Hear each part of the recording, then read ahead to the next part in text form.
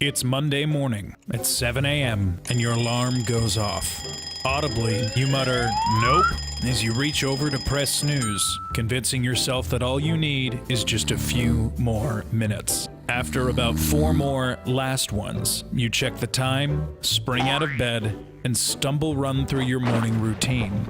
When you finally get to work, wheezing and out of breath, you spend the rest of the morning trying to get your mind to catch up with your body.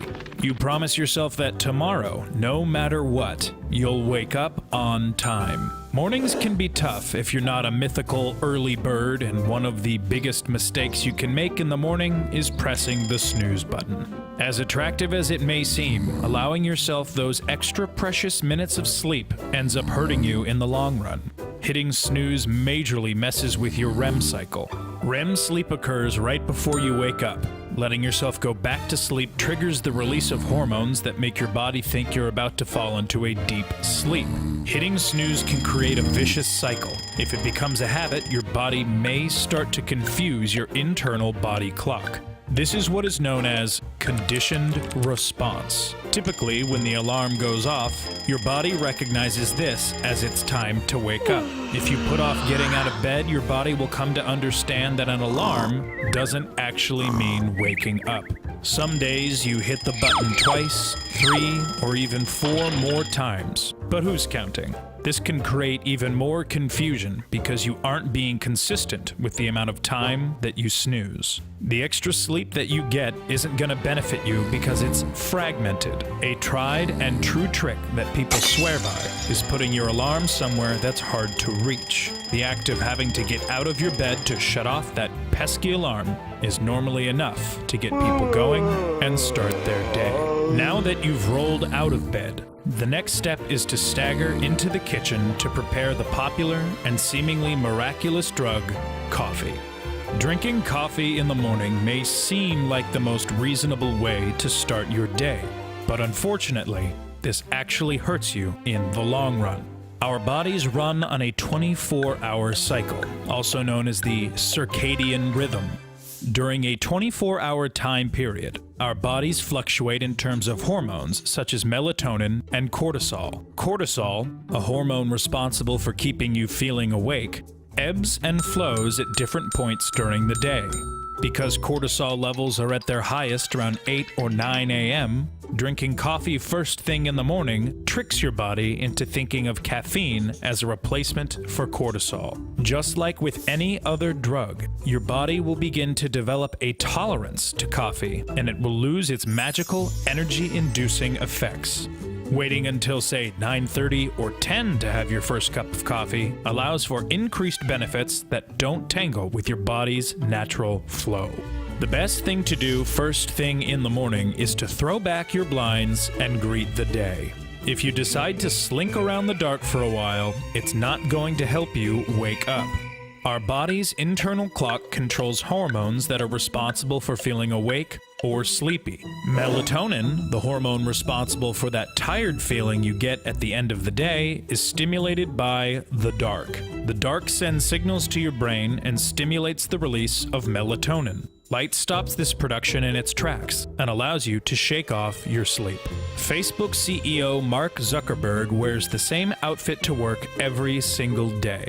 Other brilliant minds such as Albert Einstein and Steve Jobs make the decisions, or rather lack thereof, to wear the same thing every day too. Their belief is that spending energy on frivolous and unimportant tasks such as picking out clothes is a waste of time and precious energy that could be better spent on, say, creating the most popular website of all time, or something along those lines. This probably doesn't seem appealing for most people, but what you can do instead is pick out your outfit the night before so that when you wake up, all you have to do is throw on your clothes and start your day. Working out before breakfast can help with fat loss because after a sleep-induced 8 to 12-hour fast, your body's glycogen levels are low. Eating causes the release of insulin, so if there is less insulin present, like first thing in the morning, you are able to burn more body fat. Being this is one of the more controversial weight loss tactics, there is evidence to support either side. Some critics say that exercising on an empty stomach actually makes your body more likely to burn protein, resulting in muscle loss and missing out on those coveted gains. A study conducted by the British Journal of Nutrition had a group of men go for a run before breakfast and another group run after breakfast, or in a fasted state before breakfast. Those that skipped breakfast led to an average of 20% more fat being burned. There is the added effect that fasted exercise accelerates fat burning throughout the day. As difficult and daunting as it may seem, working out before you eat may be the key to increasing fat loss. You wake up to turn off your pesky alarm and immediately start scrolling your feed on Instagram, Snapchat, Facebook, Twitter, Pinterest, or whatever else you're into. Emails that you forgot to respond to ping away, bearing the passive-aggressive subject line of, "As per my last email," which roughly translates to, "I can't believe I have to say this again," and you already begin to feel overwhelmed. Starting your day by checking out what's happening online can fuel negative thoughts for the rest of the day. Subconsciously, you start to compare yourself to what you see on social media. You surround yourself with images of fitness gurus on Instagram, Pinterest perfect home decor, and the seemingly endless announcements of engagements or baby showers on Facebook that end up making you feel like what you are doing isn't good enough. According to research conducted by Washington University, subjecting yourself to negativity first thing in the morning creates a constant chatter in your mind that replays constantly for the remainder of the day. Instead, it's recommended that you start your day on a more positive note with verbal affirmations, meditation, or exercise. In this new age of social media, there is a more distinct difference between the persona that you put out into the world and the realistic version of yourself. What you see on social media only tells part of the story. People tend to only post pictures looking their very best, thus making it seem like that's their norm. Mornings set an example for the rest of the day. If you grab your phone as soon as you get up, you're more likely to spend more time on your phone for the rest of the day. Nowadays, a big complaint that people have is that there isn't enough time in the day. Not enough time to work out, not enough time to see friends, not enough time to cook, clean, or take care of themselves. On average, people spend 86 minutes on their phone each day. That's 10 extra hours a week that could be put towards other, more likely more fulfilling activities. If you take away all the time that you spend on social media, you can add hours to your day towards things that will actually enrich your life. Choosing to unplug in the morning particularly can assist in helping you reach your goals. Social media can be an amazing tool for business, keeping in touch with distant friends, and connecting with people all over the world. If you wait until you're fully awake, you're much more likely to utilize positive aspects of social media.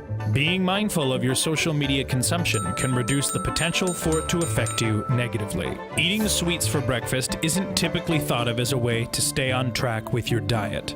Research has demonstrated that eating cookies or chocolate during breakfast can actually curb your cravings for sweet food later. So yes, next time someone gives you a side eye at your morning chocolate muffin, you can tell them that according to science, you're actually better off. The morning should be a new beginning, a new day to be had, perhaps new possibilities and opportunities.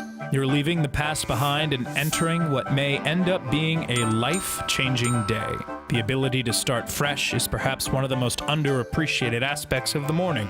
The least you can do is give yourself a fair chance. Changing little aspects of your routine can impact your day, your week, your month, or even your year. Mornings will be there for you.